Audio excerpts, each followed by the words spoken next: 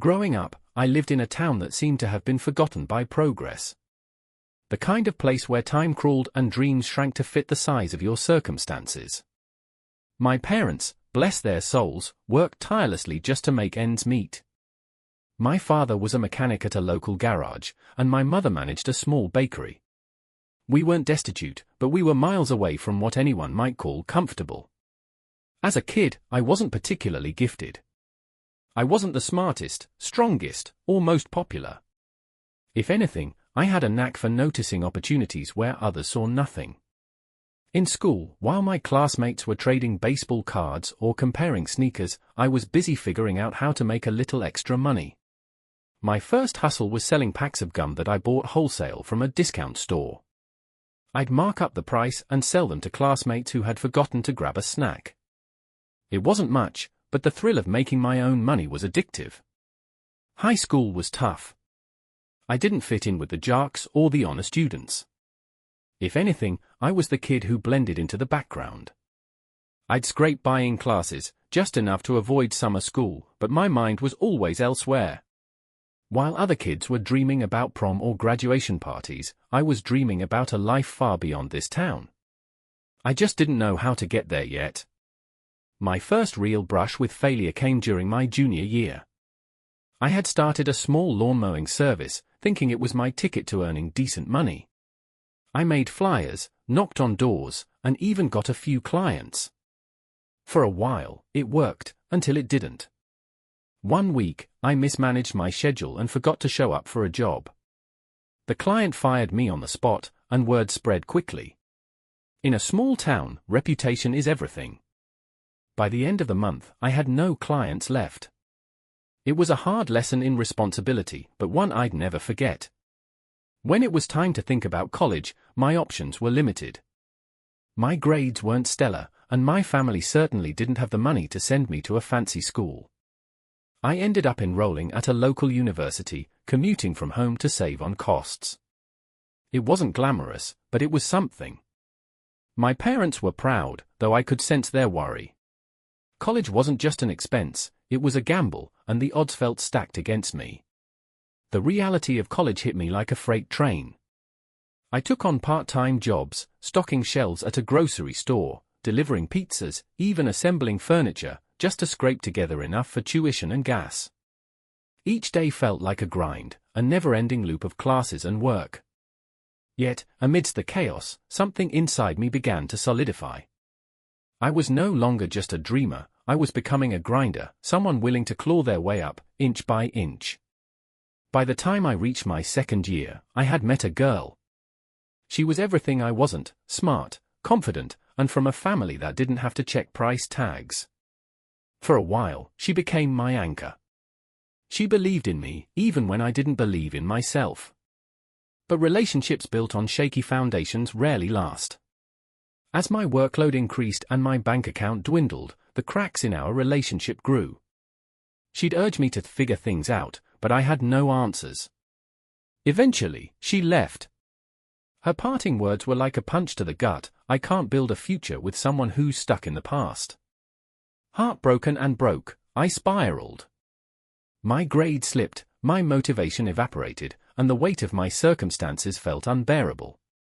For a brief moment, I considered quitting school altogether. But something kept me going, a faint, stubborn belief that if I could just hold on a little longer, something would break in my favor. As I trudged through the final semesters of college, I stumbled upon an idea that planted a seed for the future. One of my professors had assigned a project on small businesses, and I chose to study the retail industry. I was fascinated by how certain stores could thrive despite economic downturns, how they adapted and innovated. It struck a chord with me. Retail wasn't just about selling products, it was about solving problems for people, about creating value in places where others saw none. Graduation came and went in a blur. I walked across the stage, diploma in hand, but the victory felt hollow. I was riddled with debt, had no job lined up, and was still living at home. My parents were supportive, but I could see the strain it put on them.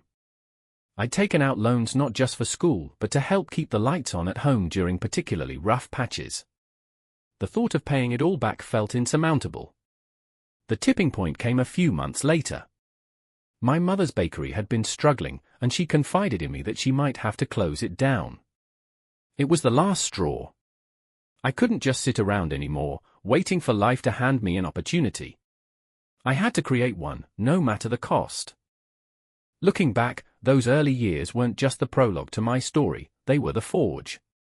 Every failure, every setback, every gut-wrenching moment of doubt shaped me. I didn't know it then, but the struggles of my humble beginnings would become the bedrock of everything I'd build in the years to come. When I started university, it was like being tossed into the deep end of a pool and told to swim. My days became an exhausting routine of lectures, part-time jobs, and endless assignments. I'd wake up before sunrise, commute to campus, attend classes, then head straight to my job as a stocker at the local grocery store. By the time I got home, the moon was high, and exhaustion was my only companion. Despite the grind, I clung to the hope that education would open doors. But hope doesn't pay tuition, and I was struggling to keep up with the mounting costs. My parents did what they could, but their support was stretched thin. The bakery barely covered household expenses, and asking for more help wasn't an option. I picked up odd jobs, assembling furniture, walking dogs, anything that paid. Money wasn't my only problem. I was in over my head academically, too. I wasn't naturally brilliant, every passing grade felt like a victory wrestled from the jaws of failure. While others breezed through assignments, I would spend sleepless nights trying to figure out concepts that just wouldn't stick. My professors would encourage me, saying, "Hard work will pay off," but it always felt like I was one bad semester away from dropping out. Amidst this chaos, I met Sophie. She had this aura of confidence that made her stand out in every room she walked into. Sophie was everything I aspired to be: composed, ambitious, and unshakably optimistic. We started dating, and for a time, it felt like I had a lifeline. She'd help me with assignments, push me to aim higher, and remind me that all the struggle was worth it. "You're going to make something of yourself," she'd say, and for a while, I believed her. But relationships are hard when life feels like a battlefield. I could barely afford dates, let alone a stable future. Sophie came from a family that had options. Her parents owned a chain of convenience stores, and the idea of financial stress was foreign to her. The differences between us began to show. I'd cancel plans to work an extra shift. She'd remind me that life wasn't just about surviving. The cracks widened, and eventually, she ended it. Her parting words, "I need someone who can build a future," stung more than I care to admit. Her leaving was like a punch to the gut. My grades slipped, and I started missing shifts at work. There were nights I'd sit in the dark, wondering if any of it was worth it. I thought about quitting more times than I care to admit. But something inside me refused to give in. Maybe it was pride, or maybe it was desperation, but I decided I wasn't going to be another statistic. During my third year, I had an epiphany. One of my business professors had assigned a case study on retail startups. I was captivated by stories of entrepreneurs who turned small beginnings into empires. They weren't geniuses or born into wealth, they were people who saw opportunities where others didn't. Retail wasn't just about selling things, it was about understanding people, solving problems, and creating value. It was something I could see myself doing. I started reading everything I could get my hands on about business and retail. I'd stay late at the library, poring over books on marketing, inventory management, and customer psychology. The more I learned, the more a tiny spark of ambition reignited within me. Maybe I could build something. Maybe I wasn't as lost as I thought. By the time graduation loomed, I was running on fumes. I'd scraped by financially, barely managing to pay for my last semester through a mix of savings, loans, and sheer willpower. When I walked across that stage to accept my diploma, it felt less like a celebration and more like the end of a marathon. I was relieved but terrified. The degree in my hands was supposed to be a ticket to a better life, but I had no job lined up and no safety net to fall back on. Back home, reality hit hard. The bakery struggles had worsened. My mother confided that she might have to shut it down. The idea of losing the bakery, the cornerstone of our family's livelihood, was unbearable. I knew I had to step up, but I didn't have a plan. Yet, deep down, I felt the seeds of an idea taking root. I'd spent years learning about retail. Maybe it was time to put that knowledge to the test. Looking back, those university years weren't just a period of struggle, they were a crucible. Every hardship, every failure, every moment of doubt forged a resilience I didn't know I had. The road ahead was still shrouded in uncertainty, but for the first time, I felt like I had a compass. I wasn't just a kid from a small town anymore, I was someone who had weathered the storm and was ready to take the next step. Graduation may have marked the end of my academic struggles, but the real challenges were just beginning. With no job, no savings, and a family bakery on the verge of collapse, the weight of responsibility bore down on me like a storm cloud. Each morning, I'd wake up to my mother's anxious face and the sound of bills piling up on the kitchen table. The bakery wasn't just a business, it was her life's work, and it was slipping through her fingers. I tried everything to find steady work. I sent out dozens of resumes, walked into stores asking for openings, even considered going back to school to delay the inevitable. But nothing clicked. Each rejection chipped away at my confidence until I felt like a hollow shell of the person I had been in college. Then, the eviction notice came. My mother's bakery had failed to make rent for 3 consecutive months, and the landlord had run out of patience. She tried to stay strong, but I could see the despair in her eyes. She'd spent decades pouring her heart and soul into that place, and now it was slipping away. For me, the bakery wasn't just a business, it was the last shred of stability in our chaotic world. Losing it wasn't an option. That's when desperation overtook me. Without consulting anyone, least of all my mother, I made a decision that would forever alter the course of my life. I sold her house. It wasn't a rash decision, though it felt that way to anyone looking from the outside. I'd spent weeks researching property values and running the numbers. The house was the only asset we had left, and its sale could give us the breathing room to start fresh. I convinced myself it was a calculated risk, but deep down, I knew it was an act of pure desperation. I'll never forget the look on her face when she found out. She had returned from a walk to see strangers surveying the property. When I explained what I had done, her anger was volcanic. She screamed, cried, even threatened to disown me. "How could you?" she yelled. "This is my home. It's all we have left." I tried to explain my plan. We'd rent 3 smaller houses with the proceeds. We'd live in one and rent out the other 2 to generate steady income. It sounded airtight in my head, but saying it aloud felt hollow. She didn't care about the logic, she cared about the betrayal. For the first time in my life, I felt like I had truly failed her. The sale went through quickly, and the money came in faster than I expected. With it, I rented 3 modest houses on the outskirts of town. One became our new home. The other 2 were rented out within weeks, providing a small but steady cash flow. Financially, it was a step forward, but emotionally, it was a chasm I wasn't sure we'd ever cross. The tenants in one house were perfect, a young couple with steady jobs and a polite demeanor. The other house, however, was a nightmare. Within weeks, the tenant stopped paying rent, citing personal hardships. When I visited to discuss the issue, I found the place in disarray, holes in the walls, garbage everywhere. I was furious, but powerless. Eviction was a lengthy and expensive process, and I couldn't afford the legal fees. Meanwhile, my mother barely spoke to me. Our once warm relationship had turned icy, and every day felt like walking on eggshells. I threw myself into managing the properties, learning the ropes of real estate through trial and error. I made every mistake in the book, underestimating repair costs, trusting unreliable contractors, and failing to screen tenants properly. Each misstep was a painful lesson, but I absorbed them all. One evening, as I sat alone in our tiny rental, I stumbled upon an old notebook from college. It was filled with notes on retail business strategies and case studies I had once been so passionate about. The sight of it reignited something in me.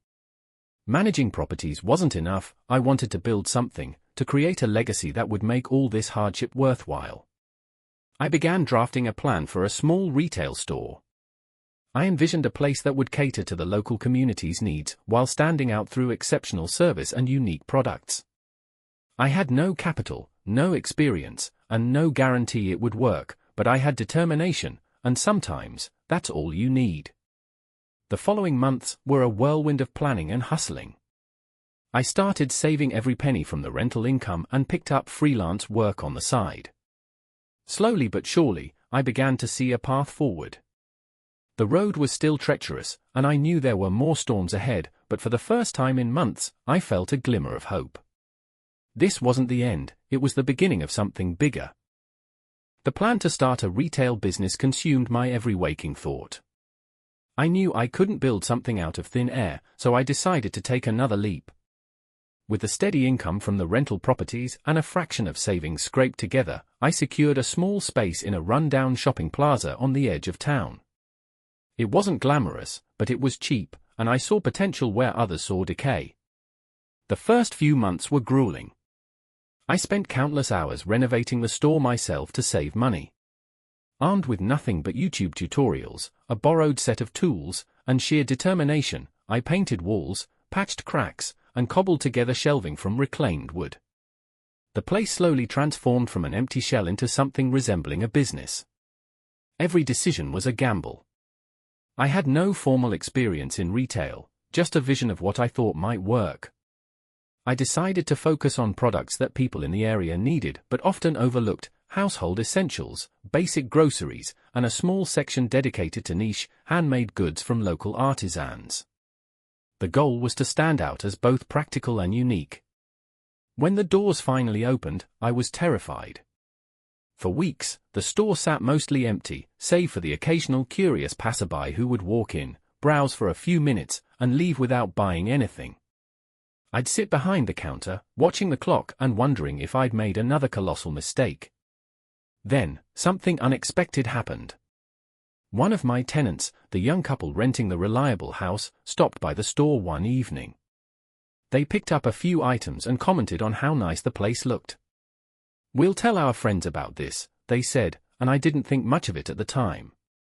But the next week, more people started trickling in, friends of my tenants, curious neighbors, and even the occasional local artisan who wanted to sell their products through my store. Slowly but surely, the store began to build a small but loyal customer base. I learned to listen carefully to their feedback, tweaking my inventory to match their needs. I introduced a small rewards program, offering discounts to repeat customers. It wasn't revolutionary, but in a town like ours, a little effort went a long way. Just when I started feeling like I was gaining traction, life threw another curveball. One evening, I arrived at the store to find the front window shattered and shelves overturned. Someone had broken in, stealing cash from the register and damaging much of the stock. My heart sank as I surveyed the wreckage. The insurance payout barely covered the losses, and I had to dip into my meager savings to restock the shelves and repair the damage. The break-in was a bitter reminder of how precarious my situation was. I thought about giving up more times than I care to admit. But each time, I remembered why I started, the sacrifices I had made, the trust my mother had lost in me, and the dream of building something meaningful. Giving up wasn't an option. I doubled down on security, installing cameras and hiring a local handyman to reinforce the doors and windows. Word of the break-in spread through the community, and to my surprise, customers showed their support. They came in greater numbers, not just to shop but to encourage me. "Don't let them win," one older woman said as she handed me a few extra dollars for her purchase. Her words stuck with me. Around this time, an opportunity presented itself that I couldn't ignore. A neighboring store in the plaza was closing down, and the landlord offered me the space at a discounted rate. It was bigger and in better condition than my current store.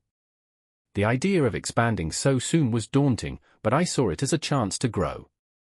With a deep breath and a lot of hesitation, I agreed. Moving to the new space was another marathon of renovations, but this time I had help. Customers and local artisans pitched in, painting walls and setting up displays. The sense of community was overwhelming. By the time the new store opened, it wasn't just a business, it was a shared effort, a symbol of resilience. The bigger space allowed me to diversify further. I introduced a small cafe corner with coffee and pastries, which became a hit with customers. Sales improved steadily, and for the first time, I felt like I was on solid ground. I wasn't just surviving anymore, I was building something real.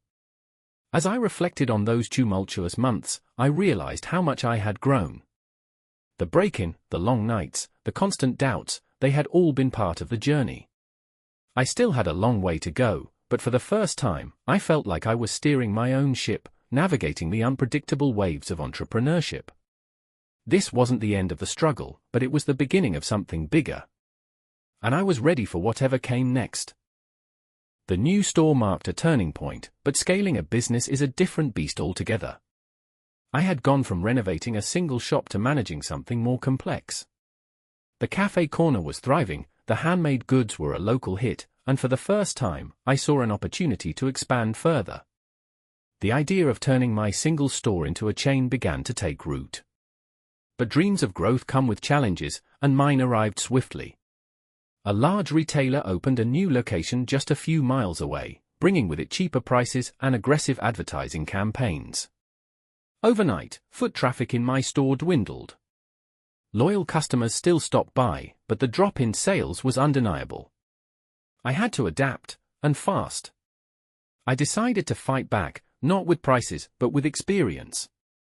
While the large retailer focused on volume, I doubled down on what made my store unique: personal touches and community engagement. I hosted small events, like craft fairs and book readings, turning the store into more than just a place to shop. Customers weren't just buying products, they were buying into an experience. It worked, but it wasn't enough. Bills were piling up again, and I knew I needed to diversify my income. That's when I looked back at my rental properties. They had been a steady source of cash flow, but I realized I had been thinking too small. If I wanted to grow the business, I needed to expand my real estate portfolio as well. Taking on more debt was a terrifying prospect, but I calculated the risks carefully. I leveraged the existing properties to secure a mortgage for 2 additional houses. These new properties were in slightly better neighborhoods, which meant higher rent potential. The move paid off almost immediately. The increased rental income gave me the financial breathing room I needed to reinvest in the store. With the extra funds, I hired my first employees. Up until then, I had done everything myself, from stocking shelves to sweeping floors. Delegating was hard, but it allowed me to focus on strategy rather than day-to-day tasks. My team consisted of 2 part-timers, both locals who cared about the store as much as I did. Their enthusiasm was infectious, and their ideas brought a fresh perspective to the business. Things were finally looking up, but as always, life had other plans. One of the tenants in my new property suddenly stopped paying rent, claiming financial hardship. It was a repeat of the nightmare from before, but this time I was better prepared. I had learned the hard way about the importance of contracts and legal procedures. After weeks of back and forth, I managed to resolve the issue without losing too much income. Meanwhile, the store's reputation continued to grow. Word of mouth brought in customers from neighboring towns, and local media took notice. A small write-up in the community newspaper turned into a feature on a regional news site. The exposure brought a surge of new customers, many of whom became regulars. But the biggest surprise came from an unlikely source. A local business owner, someone I had once looked up to as a kid, walked into the store one afternoon. He owned several successful businesses in the area and had a reputation for being shrewd but fair. After browsing for a while, he approached me and said, "You've built something special here. Have you ever thought about franchising?" The idea had crossed my mind, but I had never considered it seriously. The thought of replicating my store in other towns felt overwhelming, but the more we talked, the more it made sense. He offered to mentor me, sharing insights from his decades of experience. It felt like a once-in-a-lifetime opportunity, and I wasn't about to let it slip through my fingers. Over the next few months, I immersed myself in learning the intricacies of franchising. From creating a scalable business model to maintaining brand consistency, it was a steep learning curve. But with my mentor's guidance, I developed a plan that felt both ambitious and achievable. By the end of the year, I had secured my first franchise deal. A former customer turned franchisee opened a second location in a neighboring town. Seeing my brand's name on a storefront I didn't personally manage was surreal. It was a milestone that validated all the sacrifices and sleepless nights. Scaling the dream wasn't just about growing a business, it was about transforming my vision into something larger than myself. The risks were higher and the stakes were greater, but for the first time, I felt like I was building a legacy. And that made every challenge worth it. Just as the momentum from the franchise deal started to build, life threw a wrench into my plans. If I'd learned anything from my journey so far, it was that success and struggle often travel together. This time, the challenge came from an unexpected direction, the economy. A sudden downturn hit our region, leading to job losses and tightening wallets. Foot traffic in both stores dropped, and customers were spending less. Even the rental market wasn't immune. One of my tenants, a reliable family that had always paid on time, informed me that they couldn't make their rent. They'd been hit by layoffs, and their savings had run dry. I let them stay, even though it meant losing income for a few months. I knew what it felt like to be on the edge, and I couldn't bring myself to push them out. The strain on my finances was palpable. Mortgage payments for the new properties were coming due, and I couldn't afford to fall behind.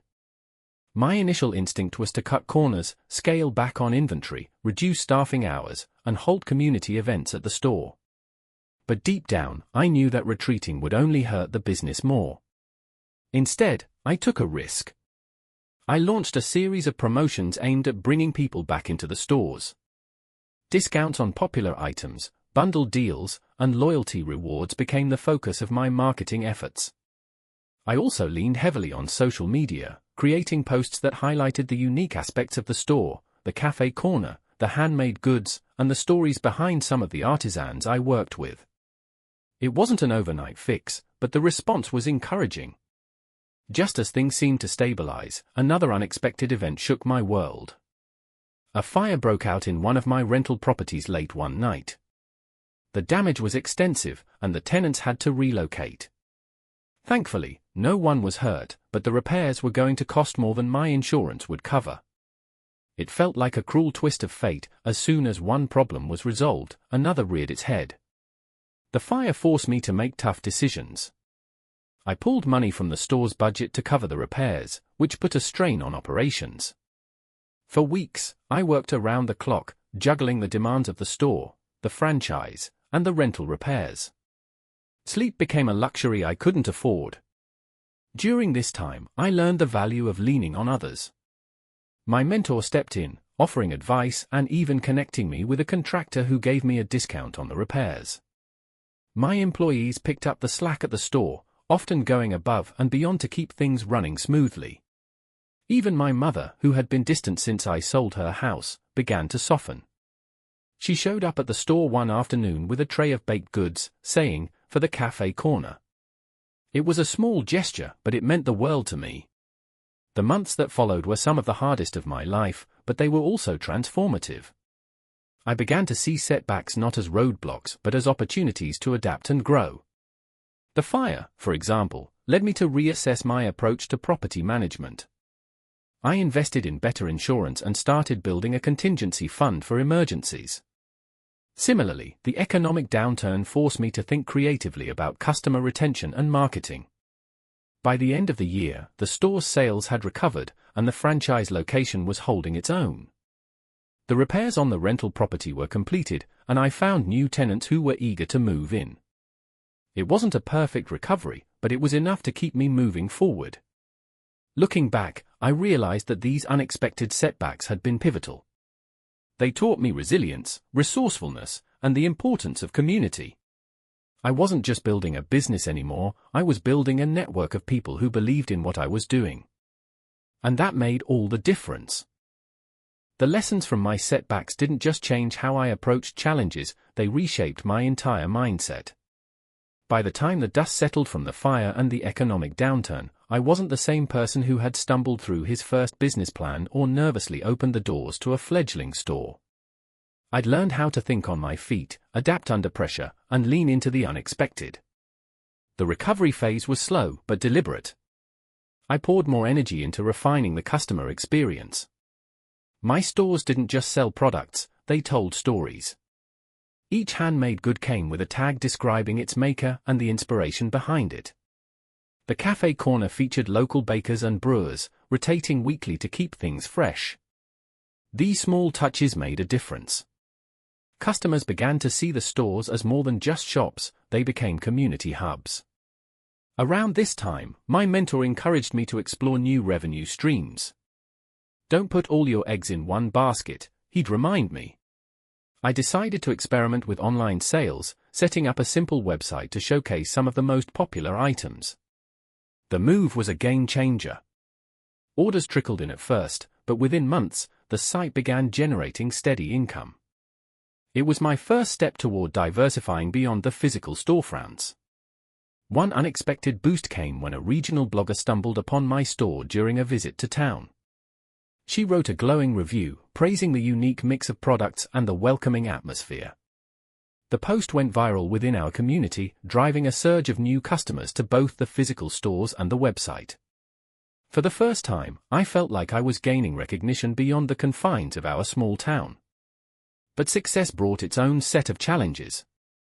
The increased demand stretched my operations thin. I hired additional staff to handle the online orders and expanded the storage space at the primary store. Managing a larger team came with its own learning curve. I had to balance delegation with oversight, ensuring the core values of my business weren't lost in the hustle of growth. Meanwhile, my rental properties continued to play a crucial role. The 2 additional houses I'd purchased began generating enough income to cover their mortgages and then some. For the first time, I wasn't just surviving, I was thriving. The extra cash flow allowed me to reinvest in the stores, expand my product lines, and explore new marketing strategies. One of the most significant turning points came when I was approached by a local non-profit organization.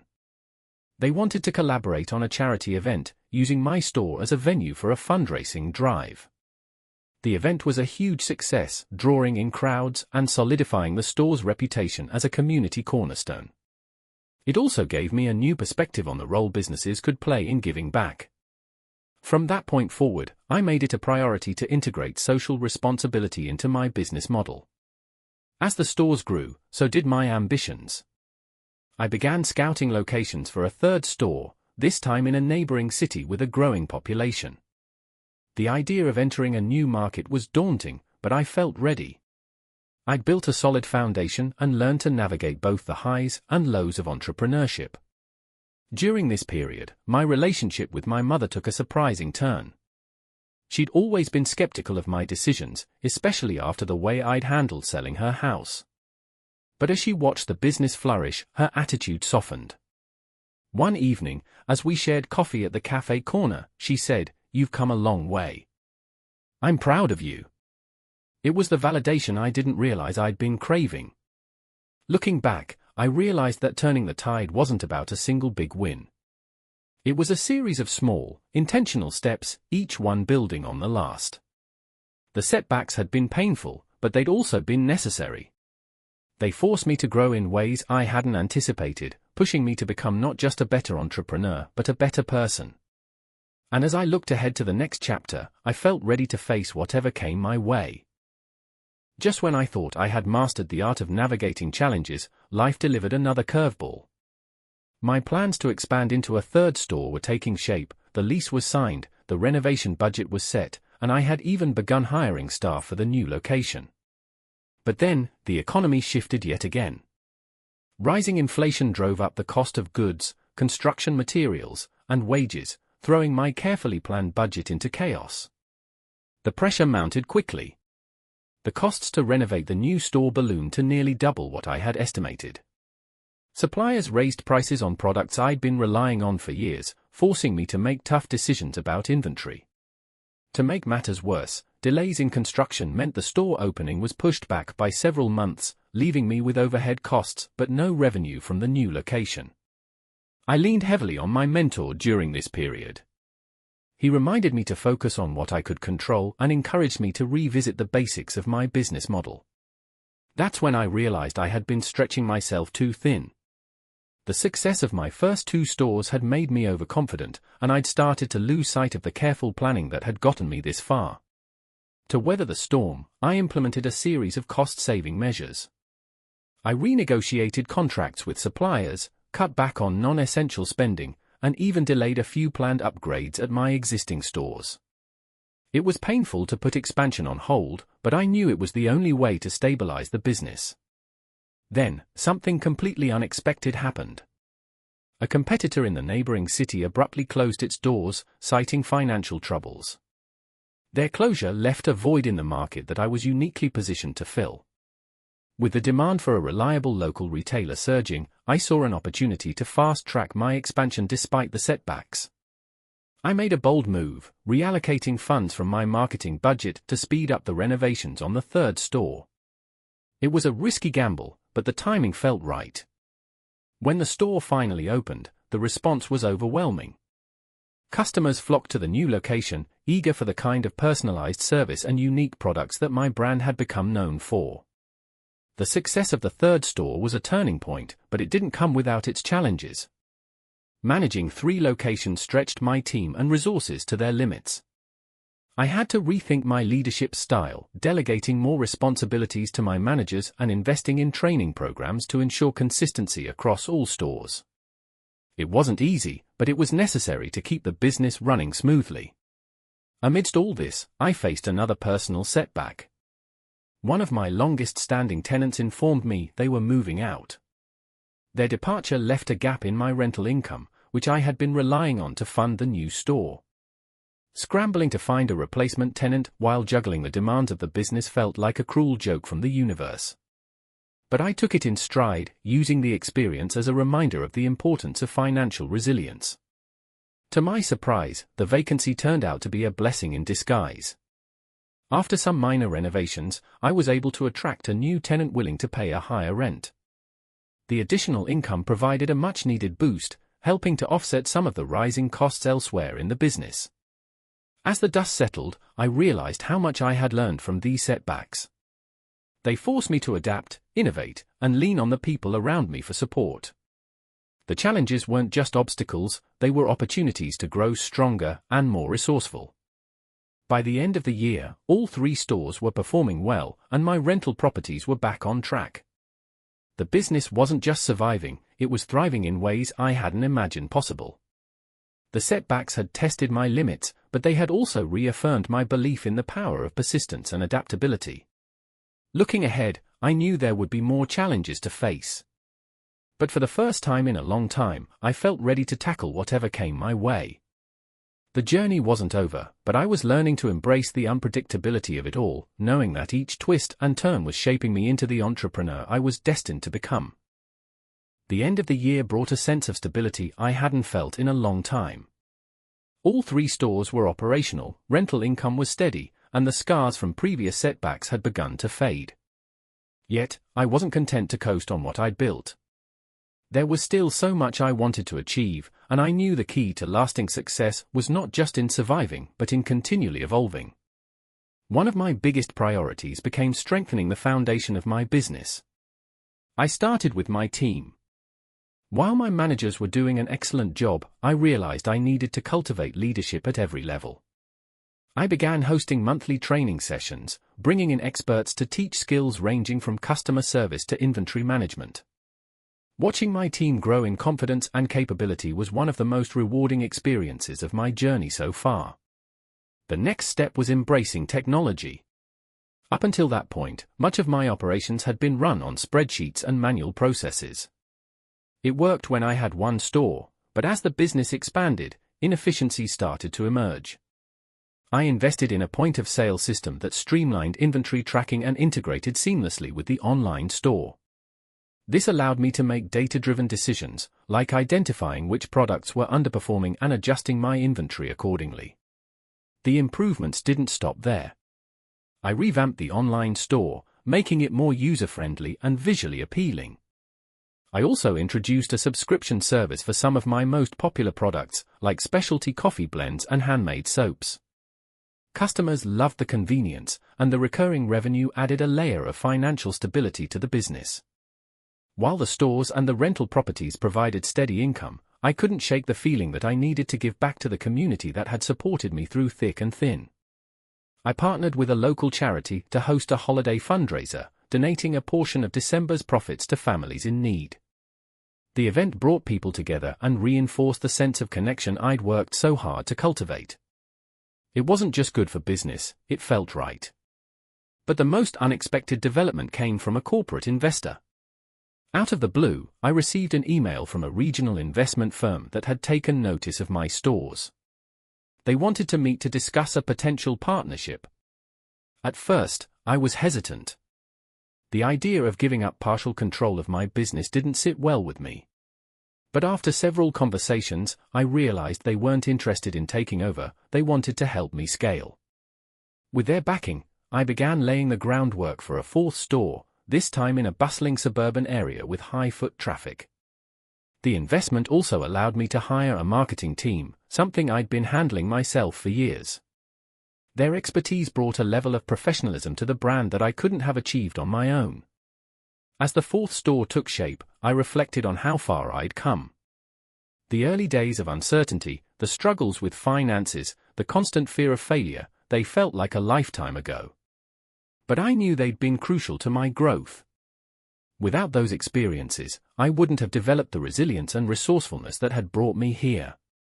One evening, as I walked through my first store, I noticed something I hadn't paid attention to before. The walls were lined with photos from events we'd hosted over the years, a craft fair, a book reading, a holiday fundraiser. Each photo was a snapshot of the community that had grown around the store. It wasn't just a business, it was a part of people's lives.